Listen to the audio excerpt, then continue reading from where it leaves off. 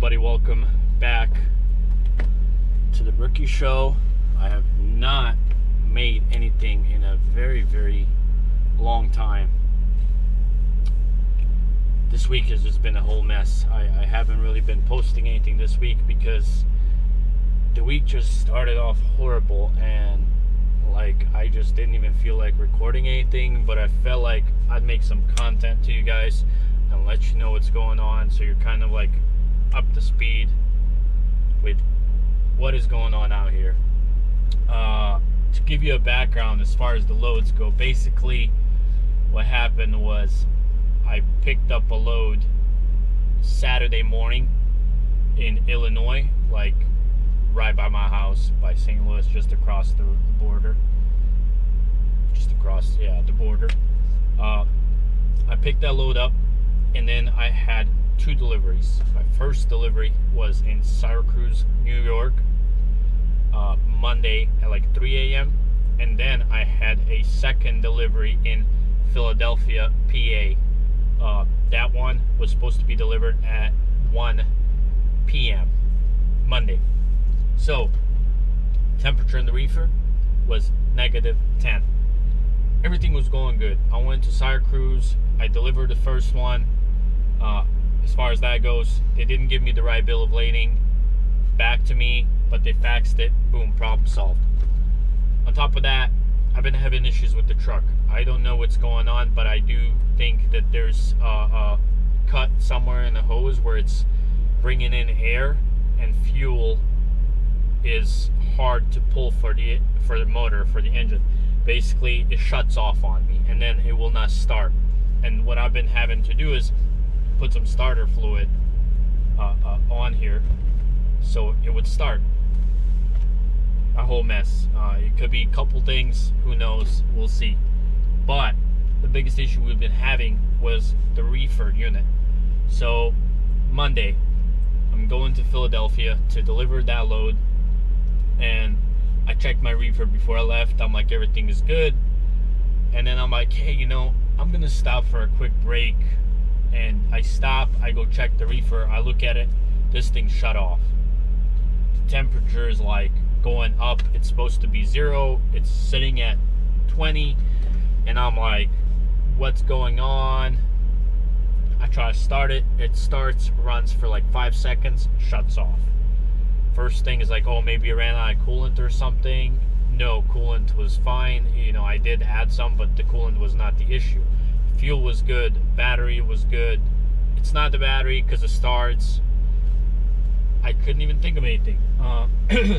I find a carrier location to fix the unit that was like 17 miles away, but the way they have the turnpike in PA, there's not an exit for miles. So basically the 17-mile trip that they said with GPS was telling me to go through a neighborhood, which I couldn't, with the way I was supposed to go, was 50 miles. And then there was another, and that one was out the way to my delivery. And then there's another carrier in Philadelphia, and I'm delivering in Philadelphia, but it's like 50 miles an hour.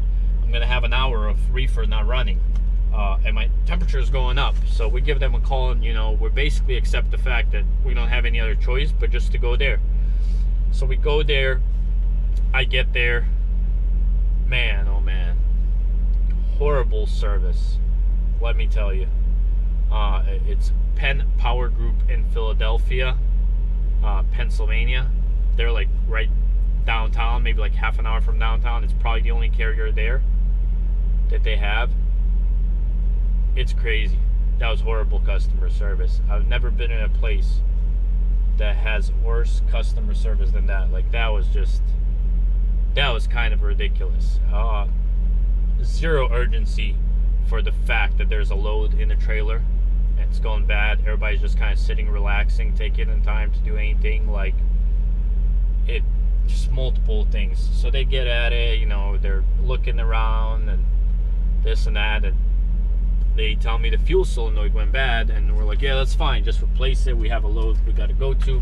And they do, and basically I end up being late to my delivery. So that day after I delivered, I was supposed to deliver, I was supposed to pick up a load, and I couldn't because they wouldn't empty me out. So that load that day had to get canceled. I couldn't make it, which was horrible. But so I wait there till next day, and now when they fix this fuel solenoid, I see another issue with the way reefers work. And when I say reefer, I mean the refrigerated unit on my trailer, because I haul frozen goods and stuff like that, cooled. The reefer has two settings. It has continuous, meaning it's running non-stop. If you set it at 30 degrees, it'll keep it at 30 degrees. And it has start-stop, where it protects a certain range. If you set it at 33, it'll probably go to like 30 and then go to 36. So that range in there. So I know this, I set it on start-stop and it's not changing. It is not shutting off. I did not have this issue before I took it to them at all. It was doing just fine. It just wouldn't start at all to begin with. And I'm like, you know, whatever. So we empty out the next day. It was running all the time, completely unnecessarily, especially at night. And we go there, and I'm like, you know, this would happen. They're like, oh, we didn't do any of that. We even emailed them before coming in and whatever. So they go through it, and I'm like, you know, it's 10 o'clock right now. I have another load I'm supposed to pick up at 2 o'clock. If you go through it and you realize that it's something big and that could potentially delay me from this load, let me know before you do anything. And they're like, okay, that's fine. And it's like 1 o'clock, and I go in there, and my girlfriend's dad's like, hey, you got to go get this load. You're an hour away. Like, just tell them to wrap it up, even if it's not figured out and fixed, whatever. I go in, and they're like, yeah, we can't let you take the trailer.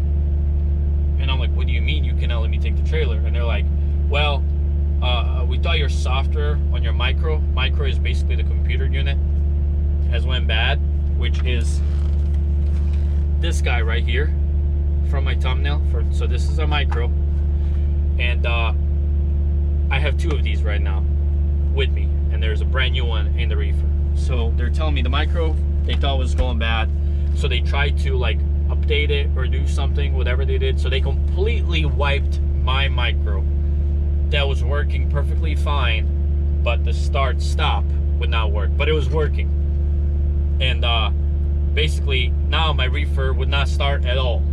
It's dead. So what they did is they went and found another used micro, and they put it in the reefer just to get me going out of their lot so I can leave. And they gave me mine still, and I'm like, okay. It was kind of working, and then the next day I started just noticing all alarm codes. Like, this thing would run for like 20 minutes, it was shut off. It had like low RPM alarm code, it had like bad fuse alarm code. I checked those fuses, it'd tell me, and the fuses were fine. What else was there? It's like minimum runtime not met. It's just a whole mess. So keep in mind, this is second day with them. First day, it costed $450 for the fuel solenoid. Second day, they didn't want to charge me because they basically screwed up my reefer, and they gave me another used part which they screwed up even more. So whatever. And third day, we have another load I went and picked up, and I was late by 2 hours thanks to them. I picked up a load, and keep in mind, now we have a load again in the trailer, and the trailer is not wanting to run.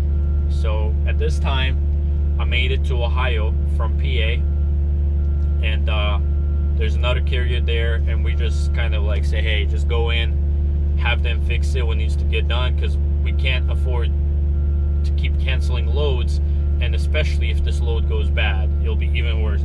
I go into a carrier in Ohio, and they run a couple tests, and they basically tell me, yes, the micro that they put in your reefer, the new used micro, is also bad, and it will cost you $2,200 to replace it for the labor and the parts. And we're, you know, I mean, I'm not the one paying for it, it's my girlfriend's dad, so he kind of made the call and said, hey, just go get it done. But it's been a mess. It's been a very, very hectic and a crazy week. bad things going down, but I guess that's just the part of the trucking industry. And the thing is, like, this thing is small. I mean, you've seen it. I showed you.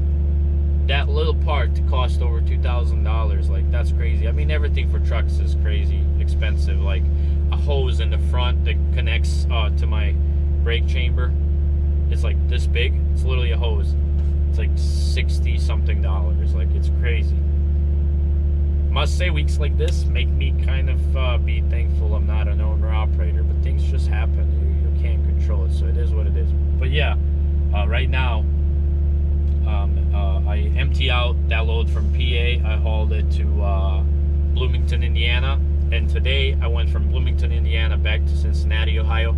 I'm picking up a load, and I have 5 drops. Reefer's working fine, knock on wood. Not wood, but it's metal, but it looks wood, so that's what matters, I guess. Picking up a load right now in Cincinnati, and I have 5 drops. And hopefully tomorrow I end up in St. Louis and everything works out. Oh yeah, another thing is, like, I think there's something wrong with the steering box, if that's what you call it. This steering wheel keeps rattling like crazy. It used to not do it this bad. I know the alignment is probably needed, but it rattles. Like, it's like makes a ticking noise. I still hear it in my head from driving. So we'll see what's going on with that. But basically, like, my girlfriend's dad's like almost $3,000 out of pocket, and on top of that, like, loads have been pretty horrible and hard to find already as is. Yeah, it's been a true mess, but you know, it could have always been worse. So yeah, figure I'd let you guys know what's going on, give you some updates there. In this video, this will just kind of be like me talking. Hey, there's an update. There won't be anything much more. Excuse me.